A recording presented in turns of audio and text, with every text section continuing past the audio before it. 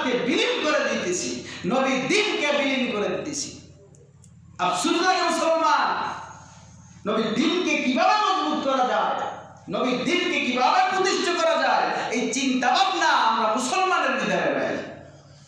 যদি থাকতো তাহলে কোনোদিন মুসলমান নামাজ ছাড়তে পারতো না, রমজান মাসে রোজা থাকতে পারতো না, আর পর্দাও ছাড়তে পারতো না। কথা ঠিক কি?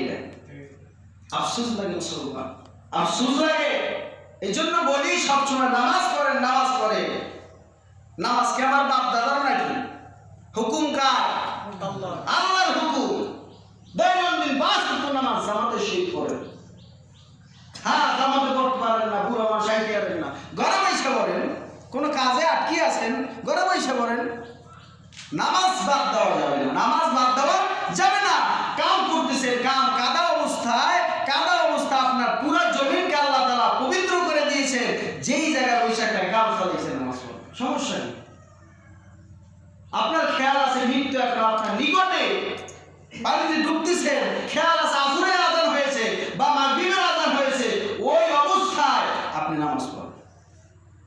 মৃত্যু আপনার সঙ্গে লড়াই করতেছে, পানির ভিতরে ডুবতেছেন, ওই অবস্থায় নামাজ পড়েন।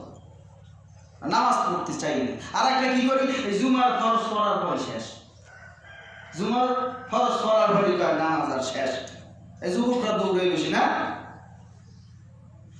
হ্যাঁ, 2 রাকাত নামাজ, এইটা হলো ফরজ জুমার জন্য। কি জন্য ফরজ? আগেও 4 রাকাত, পরেও কয় রাকাত? কত কয়? 4 রাকাত। আমরা যোহরের নামাজ পড়ি কয় রাকাত? প্রথম 2 রাকাত, 4 রাকাত সুন্নাত, 4 রাকাত কত? ফরজ। আবার 2 রাকাত কি? তো একই তো, জুমার নামাজ তো এক, কিন্তু ফরজ মাঝখানে 2 রাকাত।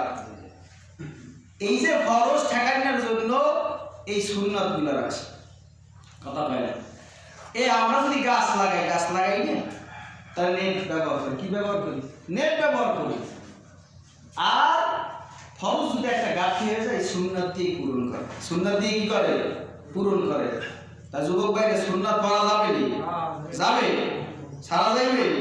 সুন্নাত নামাজ ছাড়া যাইবে? ফরজ পড়লে শেষ। শুক্রবার সব গোষ্ঠী হয়, মানে কি শুক্রবার আইসেই নামাজ পড়া, নামাজ লাগে না। এইটা প্রতিদিন দৈনন্দিন নামাজ পড়া দরকার আছে না নাই? হ্যাঁ, নামাজ পড়বেন তো ইনশাআল্লাহ। আল্লাহ পাক সবাইকে এই নামাজ পড়ার তৌফিক দান করুন। সবাই বলুন আমিন। যতটুকু আলোচনা করলাম আপনার ভুল করতে হলে মাফ করে দিবেন। আল্লাহ পাক রব্বুল আলামিন সবাইকে এই বয়ানের উপরে বা আলোচনার উপরে আমল করার মতো তৌফিক দান করুন। সবাই বলুন আমিন। আলহামদুলিল্লাহি রাব্বিল আলামিন।